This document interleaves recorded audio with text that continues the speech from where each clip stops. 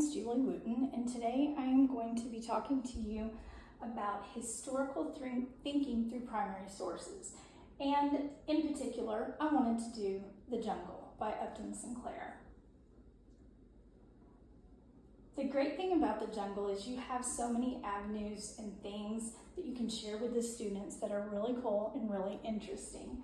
And I found this quote. It says, "I aimed at the public's heart and by accident I hit it in the stomach." And especially if you do this activity with your students before lunch, they're gonna love you for it. So the objective for today is how to teach The Jungle by Upton Sinclair using sourcing, contextualization, observation, interpretation, and connection, and how it fits in their lives.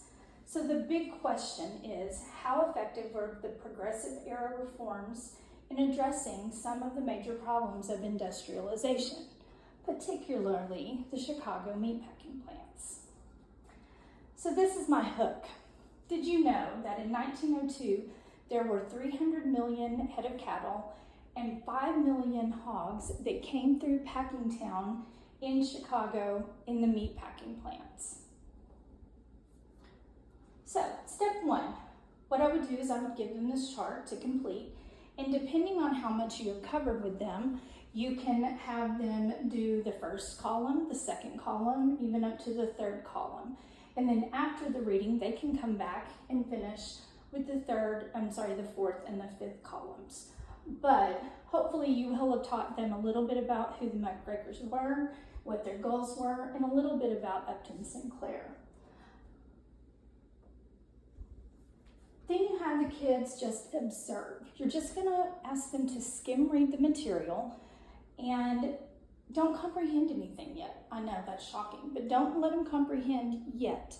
You just want them to look for descriptive or interesting words and any words that they do not understand or know.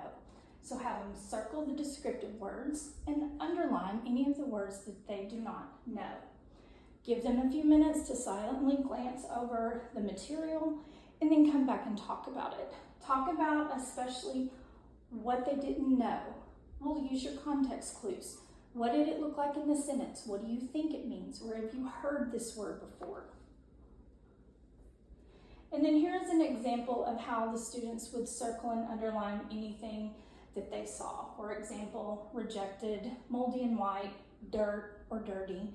And then a couple of the words that when I taught this, I can remember the kids not knowing what borax and glycerin were.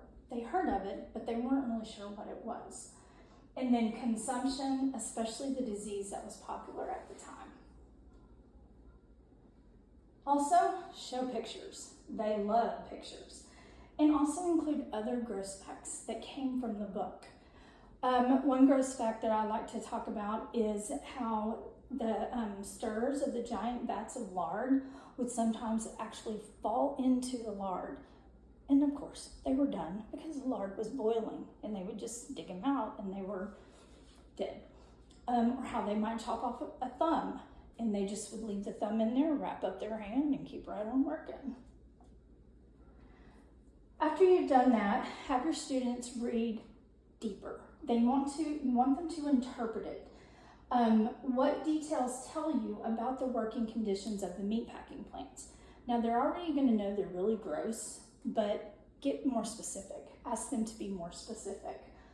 And then step 4, think about the words you circled. Why would Upton Sinclair put these very, very vivid terms in his reading? What is the point he's wanting to get across?